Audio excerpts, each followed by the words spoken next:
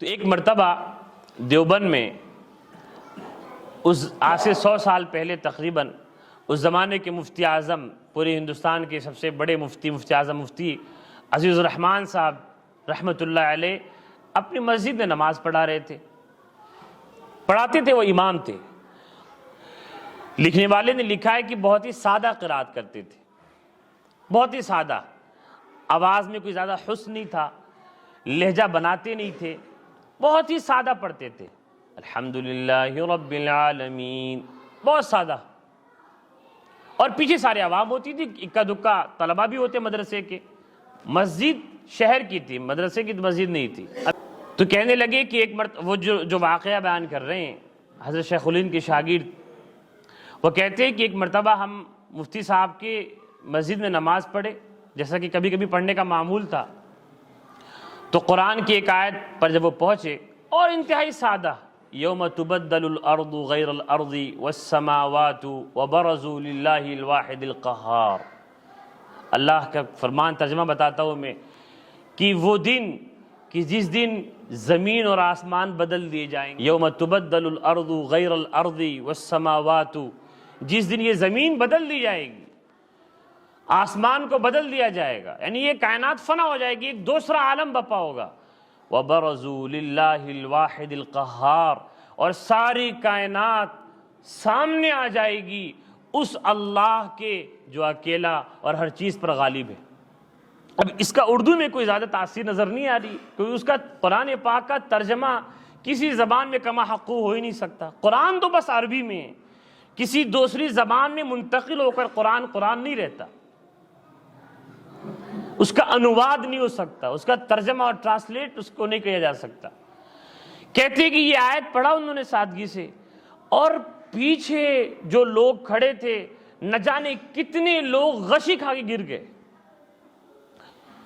کہتے ہیں کہ گرنے والوں میں خود تھا، عجیب کیفیت مسجد میں طاری تھی۔ برزوا للہ الواحد القہار، کہ ساری کائنات اچانک اس اللہ کے سامنے ہوگی جو اکیلا، تنہا، اور ساری کائنات پہ جس کی حکومت ہے، اس کا غلبہ ہے، اس کی طاقت ہے۔ یہ آیت کا ترجمہ ہے، انہوں نے سادگی سے پڑھا، اور کہتے ہیں کہ ساری مسجد میں گریہ طاری تھا، چیخیں مار رہے لوگ نہیں سمجھ رہے کلام کو، عربی لوگ نہیں تھے وہ، لیکن کلام پاک کے تسلسل میں نے وہی کہا کہ قرآن پاک کی تلاوت کو سننا، خواہ انسان نہ سمجھ رہا ہو لیکن دھیان سے سنے، پھر بھی قرآن پاک کے اندر ایک ایسی تاثیر ہے جو اندرون کو، انسان کے جی کو، انسان کے نفس کو بدلنے کی طاقت رکھتی ہے۔ یہ خدا کا کلام ہے۔ اگر اللہ جل شانہ کے کلام سے صرف اس کی باتیں مقصود ہوتی تو اللہ کہتی کہ قرآن نماز میں تم قرآن پڑھو، خواہ عربی میں پڑھو، اردو میں پڑھو، ہندی میں پڑھو، باتیں مقصود ہیں۔ اللہ نے یہ نہیں کہا، اللہ نے کہا کہ صرف عربی میں پڑھنا ہے قرآن، اِنَّا أَنزَلْنَا قُرْآنًا عَرَبِيًّا۔ اس کا مطلب کہ اس کے معنی اور ترجمے سے ہٹ کر صرف الفاظ کی ترتیب میں، اس کے حروف میں بھی کچھ نہ کچھ طاقت ہے۔ یہ پڑھنا ہے، کہتے ہیں کہ اس آیت کو ساری مسجد گری ہوئی ہے، چیخیں مار رہے ہیں لوگ، اور حضرت اپنے جگہ پر کھڑے ہوئے امامت کی جگہ پر بار بار آیت دہرائے جا رہے ہیں، وَبَرَزُوا لِلَّهِ الْوَاحِدِ الْقَهَّارِ، بار بار پڑھتے جا رہے ہیں، لوگ چیخیں مار رہے ہیں۔ پھر افاقہ ہوا، لوگوں کا احساس ہوا کہ وضو ٹوٹ گیا، اگرچہ سے وضو نہیں ٹوٹتا لیکن چونکہ شاید سینہ پھر گیا ہوگا گرنے کے بعد قبلے سے، لوگ گئے وضو کرے، پھر سے آ کے نماز میں شامل ہوئے تو حضرت آگے بڑھے۔ یہ قرآن پاک کی تاثیر ہے۔ ایک واقعہ لکھا ہوا ہے حضرت گنگوہی رحمۃ اللہ علیہ کا، حضرت مولانا رشید گنگوہی رحمۃ اللہ علیہ دارالعلوم کے بانیوں میں سے، دارالعلوم دیوبند کے بانیوں میں سے، وہ دیوبند میں ہی آئے ہوئے تھے، شہر دیوبند میں نماز پڑھا رہے تھے، شہر کی بات تھی، مجمع عوام کا تھا، لیکن پڑھنے والے کی بھی اپنی تاثیر تھی، سننے والے بھی عجیب لوگ تھے اس زمانے میں۔ تو کہتے ہیں کہ جب جنت کی آیت کے تذکرے پر پہنچے اور پیچھے سارے جاہل لوگ ہیں، یعنی قرآن کو نہ سمجھنے والے، عربی نہیں جاننے والے، تو جنت کے تذکرے سے اتنے محظوظ ہوئے لوگ،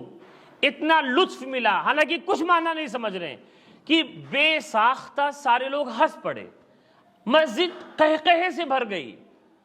لوگ ہنس دیے جیسے جنت میں داخل ہو گئے ہوں۔ اور کچھ ہی دیر بعد، جیسا کہ اللہ جل شانہ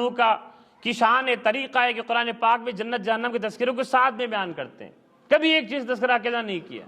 جب جہنم کی تذکرے اور اللہ کے عذاب کا تذکرہ آیا تو ساری مسجد رونے کی آوازوں سے بھری ہوئی تھی۔ یہ تھی تاثیر۔ یہی ہے قرآن پاک کا وہ مقصد جو ہر ایک عامی، ہر ایک پڑھنے والے اور ہر ایک جاہل سے مقصود ہے۔ اگرچہ قرآن پاک کو غور سے پڑھنا، اس کے معانی کو سمجھنا یہ انتہائی ضروری ہے۔ یہ کیسا ہے کہ اللہ کا کلام نازل ہوا اور اس کو سمجھنے کی کوشش نہیں کر رہے ہیں، دنیا بھر کی کتابیں پڑھ رہے ہیں، دیگر زبانیں سیکھ رہے ہیں، مشکل زبانیں سیکھ رہے ہیں۔ اگر یہ معلوم ہو جائے کہ 1.5-2 لاکھ کی نوکری ملے گی اور چائنیز زبان سیکھنی پڑے گی، سیکھنے کی کوشش کریں گے۔ کوئی بتا دے کہ یقیناً نوکری ملے گی، تم چلے جاؤ ایمبیسی میں، چائنیز 1.5-2 لاکھ کی سیلری میں، چائنیز زبان بھی سیکھیں گے۔ لیکن اللہ جل شانہ کے کلام میں کائنات کے راز پوشیدہ ہیں۔ اندرو تقدیرہا اے غرب و شرق، اندرو تقدیرہا اے غرب و شرق، اس کے اندر تو مغرب و مشرق کی تقدیر چھپی ہوئی ہے۔ سرعت اندیش پیدا کن چوب برق، اپنے غور کی صلاحیت کو بجلی کی طرح تو تیز کر لے، عقل کو تیز کر، دماغ کو روشن کر، اور قرآن پاک میں ڈوب کر قوموں کی تقدیر پڑھ لے تو آگے کی۔ قرآن تو ساری کائنات کا راز ہے۔ علامہ اقبال نے کہا مثل حق پنہاؤ ہم پیداست این، جیسے اللہ کی ذات عالی شان عیاں بھی ہے کہ ہر ایک چیز سے نمایاں ہے اس کی قدرت، ہر ایک چیز میں۔ اللہ نے فرمایا اولم یر الذین کفروا ان السماوات والارض کانتا رتقا ففتقناہما وجعلنا من الماء کل شیء حی افلا یؤمنون، کیا یہ انکار کرنے والے دیکھتے نہیں کہ زمین و آسمان پہلے ایک بند چیز تھے اور آج سائنسدانوں نے دیکھ لیا، وجعلنا، تو ہم نے انہیں پھاڑا اور کائنات بنائی، اور ہر زندگی میں پانی رکھا ہے۔ اللہ نے ایک بات بتائی کہ ہر چیز پانی سے زندہ ہے۔ اللہ جل شانہ فرمایا کہ قتل الانسان ما اکفرہ من ای شیء خلقہ من نطفۃ خلقہ فقدرہ، اے انسان تجھ پر خدا کی مار، یعنی اللہ نے اس پر ایسے کہا کہ تو سمجھتا نہیں ہے، زجر کے انداز میں کہا